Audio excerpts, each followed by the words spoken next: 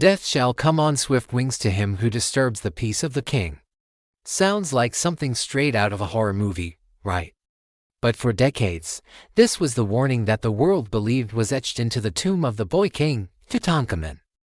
A chilling prophecy that seemed to come true, as mysterious illnesses, sudden deaths, and bizarre accidents plagued the very tomb that opened the most famous tomb in history. But was the curse of the pharaohs a genuine supernatural hex? Or was it one of the greatest media hoaxes of all time? To find the answer, we need to travel back to November 1922, to the scorching sands of Egypt's Valley of the Kings. Our story begins with a British archaeologist named Howard Carter. For years, Carter had been obsessed with finding the lost tomb of Tutankhamun, a minor pharaoh who ruled for only a decade. The search was expensive, and after many fruitless seasons, his financial backer, a wealthy British aristocrat named Lord Carnarvon, was ready to pull the plug. With time running out, Carter's team made one last, desperate push, and then, it happened. Worker uncovered a single step cut into the rock, then another, and another, until a full staircase was revealed. Leading down to a sealed door bearing the royal necropolis seal, the tomb was intact. Carter, almost trembling with excitement, sent a now famous telegram to Lord Carnarvon in England. It read, "At last have made wonderful discovery in valley, a magnificent tomb with seals intact, recovered same for your arrival. Congratulations." When Lord Carnarvon finally arrived weeks later, the atmosphere was electric. Joined by his daughter, Lady Evelyn, and a small team, they descended the steps. Carter made a tiny breach in the top corner of the sealed doorway. He held up a candle and peered into the darkness.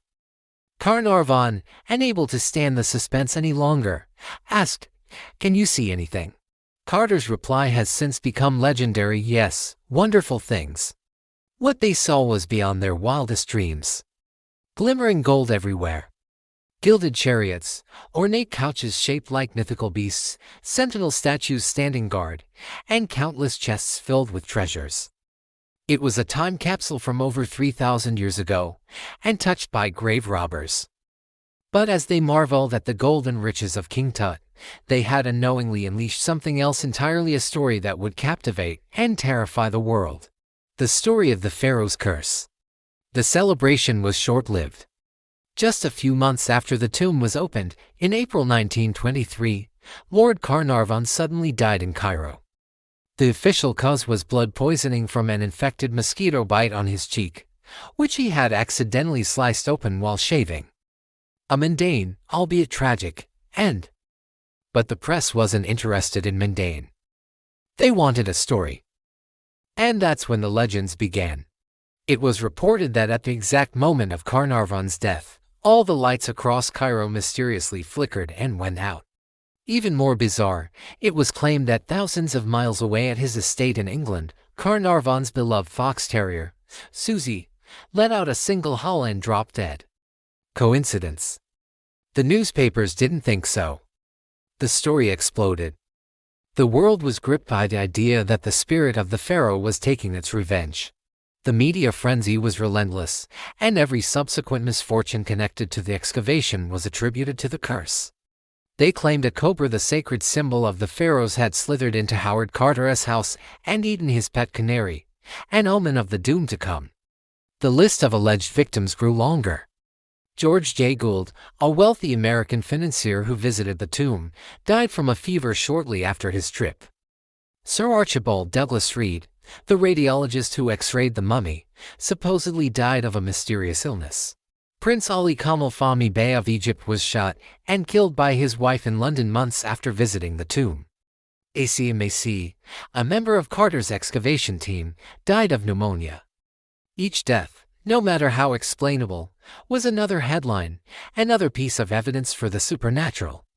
The public was completely convinced the boy king was angry, and his vengeance was swift and deadly. The curse was real. Okay, let's hit pause on the spooky music and look at the actual facts. First, let's address that terrifying inscription, the one about death on swift wings. Guess what? It was never found in Tutankhamun's tomb. Not on the walls, not on any of the artifacts, nowhere. It was a complete fabrication, most likely invented by a journalist to spice up their story. The closest thing found was a protective inscription on a statue of Anubis, which was more of a general warding spell against anyone who might harm the tomb, not a specific death threat. The media simply ran with the most dramatic version they could imagine. So, what about all those deaths? Let's start with Lord Carnarvon. He was not a healthy man. He had been in a serious car accident years earlier that left him with chronic lung issues. His trip to the warmer, drier climate of Egypt was partly for his health. A simple infection, for a man in his weakened state, could easily become fatal. As for the others, modern science offers a plausible, non-supernatural explanation. Ancient sealed tombs can be breeding grounds for dangerous pathogens.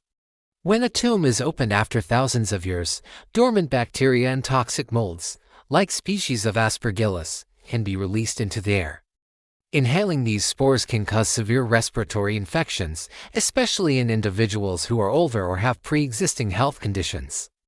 This could explain the fevers and pneumonia reported in some of the cases. It wasn't a curse, it was potentially poor air quality.